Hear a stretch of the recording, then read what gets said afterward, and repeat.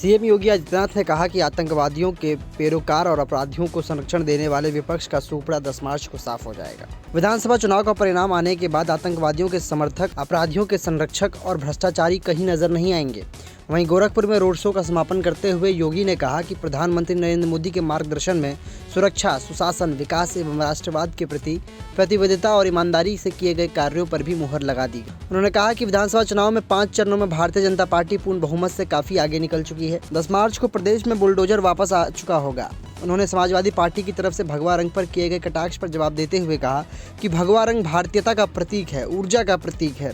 भगवान सूर्य का रंग भी भगवा ही है। वहीं इसके पहले एक जनसभा में योगी आदित्यनाथ ने कहा कि सड़क, बिजली, पानी और गरीबों का कल्याण कभी सपा का एजेंडा नहीं रहा। सपा का नारा तो सबके साथ का लगाती है, लेकिन विकास केवल सैफई खानदान का ही करती है।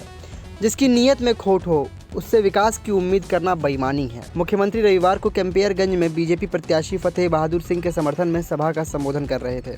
सीएम योगी ने कहा कि सपा के शासन में गरीबों और विकास का पैसा पेशेवर अपराधी, माफिया और इत्र वालों की तिजोरी में कैद होता था। बीजेपी सरकार ने उसे बाहर निकालकर गरीबों तक पहुंचाने का काम किया। उन्होंने कहा कि बीजेपी की प्रचंड आंधी को देखकर विपक्षी दलों में विदेश भागने की होड़ लग गई है। बड़े नेता इंग्लैंड तो छोड़िए भैया, नेपाल भागने की फिराक में है। इसलिए हमने नेपाल बॉर्डर पर सुरक्षा बढ़ा दी है। विकास की परियोजनाएं गिनाते हुए योगी ने कहा कि ये कार्य पिछली सरकारें भी नहीं कर सकती थी, लेकिन उनके पास इसके लिए कोई फुर्सत नहीं थी, क्योंकि उनके एजेंडे विकास के थे ही नहीं। विकास के नाम पर उन्होंने केवल कब्रिस्तान की बाउंड्री बनाई। हमने विकास के लिए बुलडोजर जैसा यंत्र दिया है जो हाईवे बनाता है और माफियाओं पर भी चलता है। सपा प्रत्याशी पर तंज कसते हुए योगी ने कहा कि चुनाव से पहले न दिखने वाले चुनाव के बाद भी गायब हो जाएंगे। नेक्स्ट 9 नेशन की रिपोर्ट।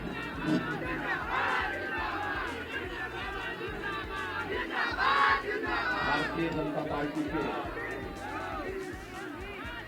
जिला के अध्यक्ष श्री दुष्कर सिंह जी, महानगर अध्यक्ष राजेश गुप्ता जी, पिपराइच से विधायक और वर्तमान में प्रत्याशी श्री महेंद्र पाल सिंह जी, श्याम सुंदर निषाद जी, मछुआ प्रकोष्ठ के संयोजक राम नरेश निषाद जी, अरुण चौरसिया जी, लालजी गुप्ता जी, सुग्रीव निषाद जी, रविंद्र निषाद जी, मुन्ना सिंह जी, जनार्दन जायसवाल जी, जितेंद्र जायसवाल जी और उपस्थित सभी भाइयों बहनों, संझाई, लोहरदीन चौक, जंगल बहादुर अली,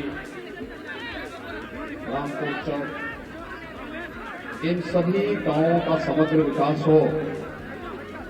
अब आप भी महानगर के हिस्से बन गए हैं। स्ट्रीट लाइट, बिजली, पानी और अन्य सभी प्रकार की सुविधाओं के साथ साथ हर गरीब का अपना मकान बनेगा। हर गरीब के घर में शौचालय पहले दिए जा चुके हैं और अन्य सभी सुविधाओं को आगे बढ़ाने के साथ ही आवागमन के साधन भी और सरल होंगे। इस दृष्टि से आज हम सब यहाँ पर आए हैं और विधायक जी ने आपके सामने सभी बातों को बहुत विस्तार से रखा है। भाइयों बहनों, मैं केवल आपको एक बात कहना चाहता हूँ। यहाँ पर मोहरीपुर, महेशरा, संझाई, लोहरदीन चौक और आसपास के गांवों के सभी लोग आए होंगे।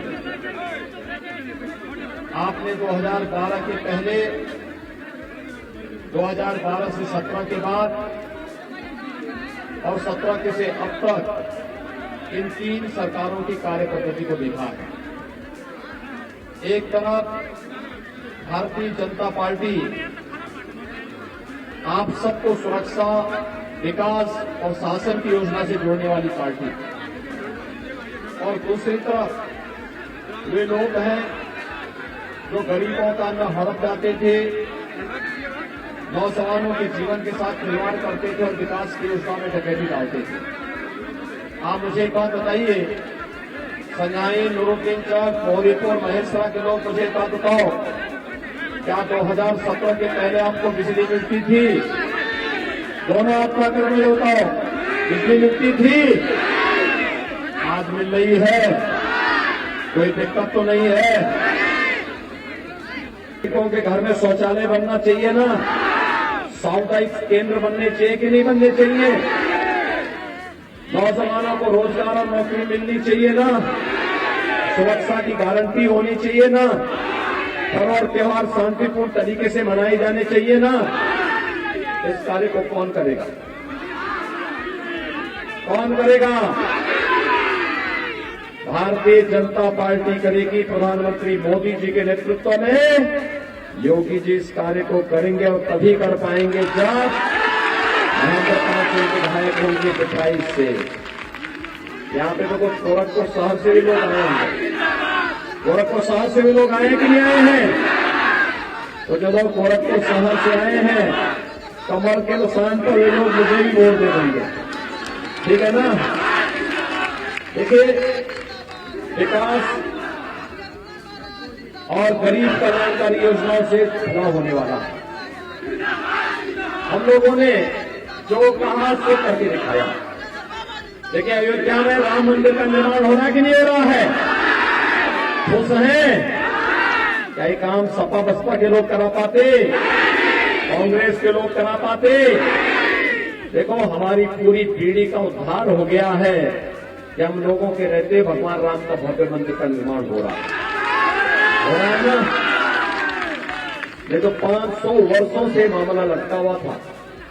आज तो भगवान राम का भव्य मंदिर का निर्माण हो रहा है। गरीब को राशन मिल रहा है, गरीब को बिजली मिल रही है, गरीब को रसोई गैस का सिलेंडर मिल रहा है, गरीब को अन्य पेंशन की योजना वृद्धजनों को, विधवा महिलाओं को, दिव्यांगजनों को मिल रहा है, कन्याओं की शादी के लिए अनुदान अलग से मिलता है। यानी हर प्रकार की सुविधा देने का प्रयास हो रहा है। गरीबों के लिए उपचार के लिए पैसा मिल रहा है। ऐसी सरकार चाहिए ना? और इस सरकार को चलाने के लिए दमदार सरकार चाहिए। दमदार सरकार कब होगी? जब गोरखपुर की 9 की 9 सीट भारतीय जनता पार्टी जीतेगी। सहमत हैं? और यहां तो मैं आया पर देख रहा था,